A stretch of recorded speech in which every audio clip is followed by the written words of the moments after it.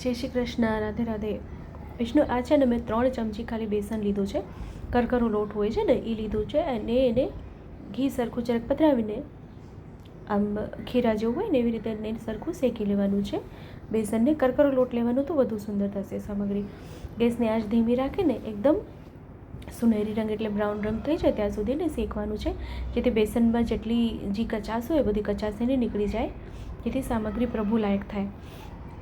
તો ધીમી આંચે આપણે એને ઘી સુંદર. હવે જો આ સામગ્રી છે ને ઓછા પ્રમાણમાં શેર કરી રહી છું, આપણે વધારે પ્રમાણમાં સામગ્રી કરી શકો છો.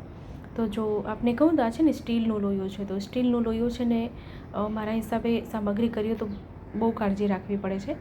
તો સરખું એ બેસન શેકાઈ ગયું છે. પછી આપણે આમાં 3 થી 4 ચમચી મેં બેસન લીધું, તો અંદાજે એમાં આપણે કહું તો 1 કપ જેટલું આમાં જલ પધરાવ્યું છે મેં. પણ એક ધ્યાન રાખવાનું કે ચણાનું કરકરો લોટ હોય એ જ લેવાનું, ઝીણો લોટ નહીં લેવાનું, નહીં તો એકદમ લીસું થઈ જશે. તો હવે આ જરાક એવી સામગ્રી ઘટ થાય તો આમાં ઘી વિશે જોશે વધારે, તો 4 ચમચી જો અહીંયા લોટ લીધેલું તો 5 થી 6 ચમચી ઘી જોવે. તો આ થોડુંક ઉકળવા માંડે પછી આપણે એમાં સાકર કરી દઈએ. અહીંયા કાજુ અને બદામનું કતરણ છે એ પધરાવી, સાથે સુગંધી પધરાવશું. સુગંધી એટલે એલચીનો પાવડર, એલચી ખાંડીને મેં એમાં પધરાવી દીધી છે.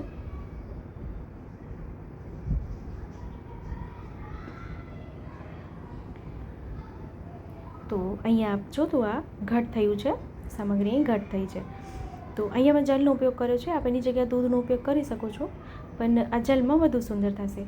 તો અહીંયા ખાંડ લીધી છે. હવે ખાંડ મેં કેટલી લીધી છે? 4 ચમચી લોટ, 1 ચમચી એક કપ જલ. તો એમાં સામે છે ને 1/3 કપ ખાંડ જોશે, એટલે સાકર જોશે.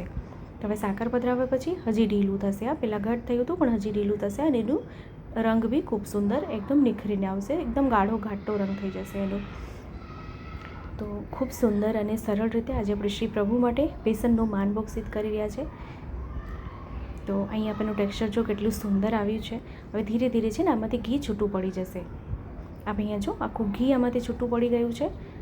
તો આ સામગ્રી હવે ઘી છૂટું પડે એટલે સામગ્રી સુંદર થઈ જશે, કારણ કે બેસન આપણે માનભોગ થઈએ તે સામગ્રી ડબલ થાય, એટલે પ્રમાણ પહેલાં લોટનો ઓછો જ રાખવાનો.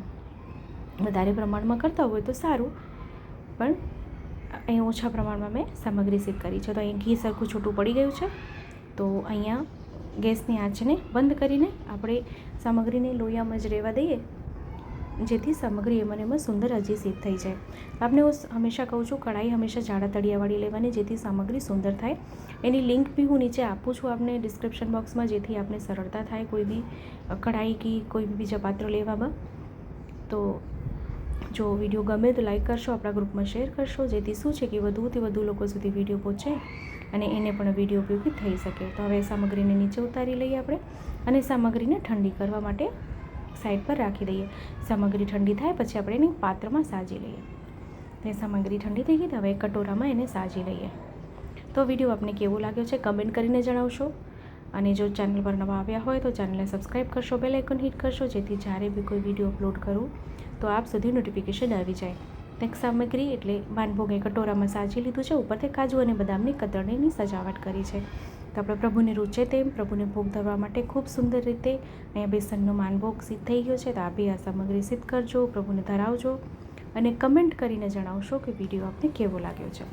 ફરીથી મળશું નવા વિડીયો નવી સામગ્રીની સાથે. ત્યાં સુધી આપ સૌને મારા જય શ્રી કૃષ્ણ.